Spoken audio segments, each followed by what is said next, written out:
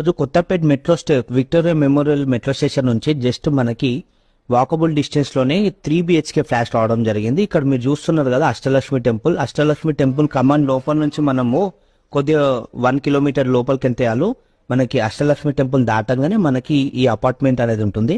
ఇప్పుడు మీరు చూస్తున్నారు కదా దానికి సంబంధించిన ఎలివేషన్. ఈచ్ ఫ్లోర్ ఒక ఫ్లాట్ అండి, అలా 4 ఫ్లోర్లు ఉంటాయి. ప్రతి ఫ్లోర్ కి కార్ పార్కింగ్ కూడా ఉంది, మనకి లిఫ్ట్ ప్రొవిజన్ కూడా ఉంది, కింద వాచ్మెన్ రూమ్ కూడా ఉంది, మనకి బోరు సంపు ఇవన్నీ కూడా అవైలబుల్ ఉన్నాయి ఫ్రెండ్స్.